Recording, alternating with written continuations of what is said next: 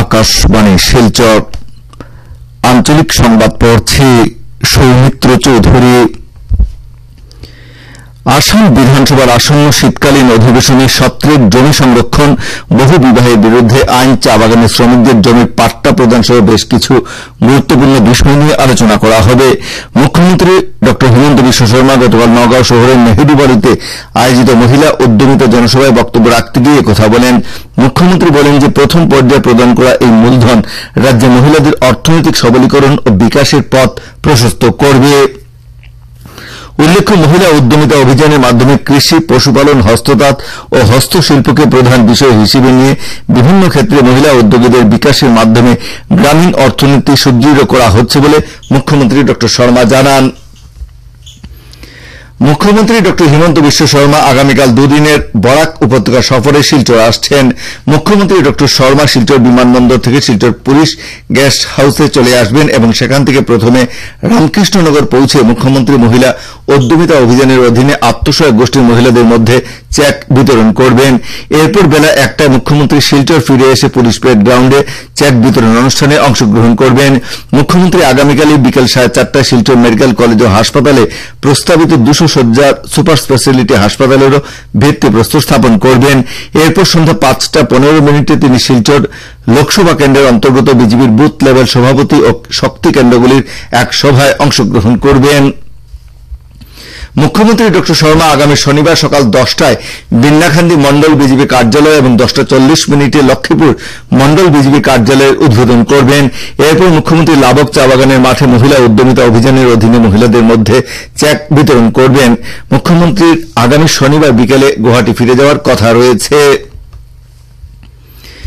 রাজ্যের বনমন্ত্রী চন্দ্রমোহন পাটোয়ারি আজ আনুষ্ঠানিকভাবে পবিতরা অভয়ারণ্য পর্যটকদের জন্য খুলে দেবেন। অভয়ারণ্যের মান্ডলিক আধিকারিক প্রাঞ্জল বড়ুয়া জানিয়েছেন যে অভয়ারণ্য খোলার সঙ্গে সঙ্গে পর্যটকরা জিপ ও হাতি সাফারি করতে পারবেন। উল্লেখ্য, 1998 সালে পবিতরা সংরক্ষিত বনাঞ্চল এবং বজামায়াং পাহাড় সংরক্ষিত বনাঞ্চল একত্রিত করে পবিতরা অভয়ারণ্য গঠন করা হয়েছিল। অসম রাজ্য বিদ্যালয় শিক্ষা পর্ষদ আগামী বছরের ফেব্রুয়ারি-মার্চ মাসে অনুষ্ঠেয় উচ্চতর মাধ্যমিক চূড়ান্ত বর্ষের পরীক্ষায় অবতীর্ণ হওয়া শিক্ষার্থীদের জন্য গতকাল থেকে অনলাইনে প্রপত্র পূরণের প্রক্রিয়া শুরু করেছে। আগামী 20 নভেম্বর পর্যন্ত এই অনলাইন প্রক্রিয়া চলবে। এবছর উচ্চতর মাধ্যমিক চূড়ান্ত বর্ষের পরীক্ষার জন্য অফলাইন প্রপত্র পূরণের ব্যবস্থা থাকবে না বলে রাজ্য বিদ্যালয় শিক্ষা পর্ষদ সূত্রে জানানো হয়েছে।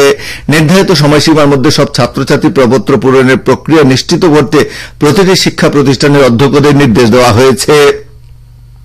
ছাত্রছাত্রীদের পরীক্ষার জন্য নির্ধারিত মাসুল অনলাইনে জমা করতে হবে এবং বাবা মায়ের বার্ষিক উপার্জন 2 লক্ষ টাকা বা তার থেকে কম আয়ের ছাত্রছাত্রীদের পরীক্ষার মাসুল সরকারি নীতি অনুসারে রেহাই দেওয়া হবে বলে জানানো হয়েছে। প্রধানমন্ত্রী নরেন্দ্র মোদী আগামী 26শে অক্টোবর রবিবার আকাশবাণীর মন কি বাত অনুষ্ঠানের মাধ্যমে দেশ বিদেশের জনসাধারণের সঙ্গে মত বিনিময় করবেন। এটি হবে মন কি বাতের 127তম পর্ব। জনসাধারণ 1800-117800 নম্বরে ফোন করে এই পর্বের জন্য পরামর্শ প্রদান করতে পারবেন। এছাড়া জনসাধারণ নরেন্দ্র মোদী অ্যাপ বা মাইগভ টপ ইন ফোরামের মাধ্যমে মতামত ও পরামর্শ পাঠাতে পারবেন। আগামীকাল পর্যন্ত এই পরামর্শগুলি গ্রহণ করা হবে। ভাষা শহীদ সুদেষ্ণা সিনহার স্মৃতিকে স্মরণীয় করে রাখতে রাজ্যের মন্ত্রী কৃষ্ণেন্দু পালের উদ্যোগে গতকাল শহীদ সুদেষ্ণা সিনহার জন্ম ভিটে কচুবাড়িতে শহীদ সুদেষ্ণা স্টাডি কাম লাইব্রেরির ভিত্তিপ্রস্তর স্থাপন করা হয়েছে। মন্ত্রী শ্রী পালের প্রতিনিধি শশীভূষণ সিনহা 10 লক্ষ টাকা ব্যয়ে নির্মিত স্টাডি কাম লাইব্রেরির কাজের সূচনা করেন। উল্লেখ্য, 1996 সালের 16 মার্চ কলকরিঘাট রেল স্টেশন সংলগ্ন বিলবাড়ি এলাকায় বিষ্ণুপ্রিয়া মণিপুরী ভাষার স্বীকৃতির দাবিতে সুদেষ্ণা সিনহা শহীদ হয়েছিলেন। হাইলাকান্দি জেলা এক্স সার্ভিসম্যান ওয়েলফেয়ার কার্যালয়ের উদ্যোগে গতকাল আলগাপুর গ্রাম পঞ্চায়েত কার্যালয় থেকে একটি শোভাযাত্রার আয়োজন করা হয়। জেলা এক্স সার্ভিসম্যান অ্যাসোসিয়েশনের সভাপতি তথা ভারতীয় নৌবাহিনী থেকে অবসরপ্রাপ্ত বাস্তুকার শামসুল হক বড়ভুইয়া শোভাযাত্রায় প্রধান অতিথি হিসেবে উপস্থিত ছিলেন।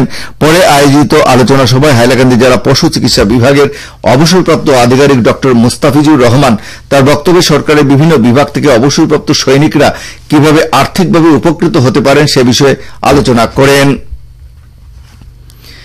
আকাশবাণী শিলচর কেন্দ্রের আঞ্চলিক সংবাদ আমাদের ইউটিউব চ্যানেল এআইআর নিউজ শিলচরের মাধ্যমে শোনা যাচ্ছে। এছাড়া আমাদের